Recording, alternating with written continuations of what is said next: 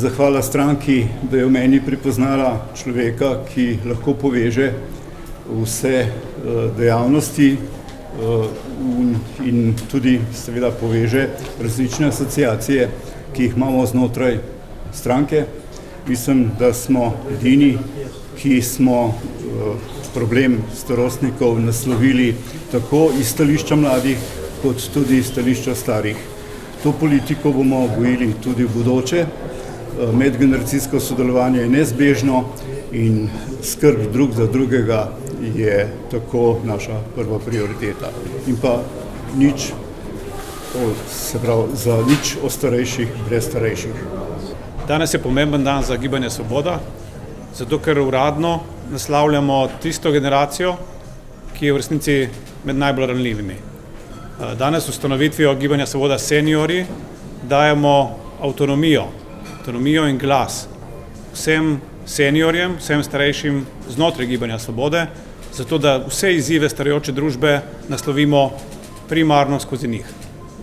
To ni samo simbolično, avtonomija je dejanska in popolna, tako kot je novi predsednik tudi povedal. Jaz se veselim tega, da bomo tvorno sodelovali in veselim se tega, da bomo dobili čim več konstruktivnih predlogov in idej, kako izboljšati položaj starejših v naši družbi. Pred nami je zelo pomembno obdobje, v katerem se bosta usklajevala tako zdravstvena reforma, zakon o dolgotrajni oskrbi in pokojninska reforma.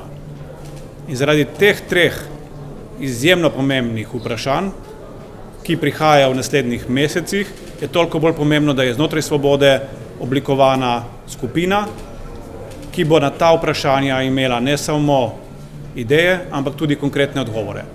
Želimo, da so starejši, da so seniorji aktivno vključeni pri kreiranju teh vsebin, ki se njih najbolj tičejo. In ravno zaradi tega je današnji kongres tako pomemben in ustanovitev Gibanja Svoboda tako pomemben seniorjev.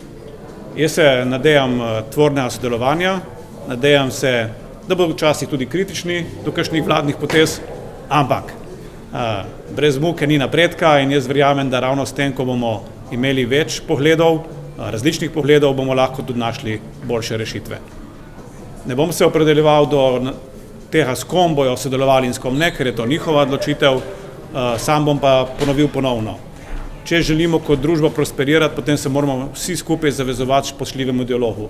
Kdor tega preprostega dejstva ne zna ali pa noče sprejeti, pač potem ne more se prodajati, kot da želi ljudem dobro. Če želimo dobro, potem bomo gledali z optimizmom in s pozitivizmom na prihodnost in izmenjevali poglede na kulturen način in spoštljivem dialogu. In vsi ti so dobrodošli. In verjamem, da se bo tega držalo tudi Gibanje Svoboda seniorji. Še enkrat čestitke predsedniku, dela je dosti, ampak vem, da gremo na pot s pozitivno energijo in zato bojo tudi rezultati temu primerni.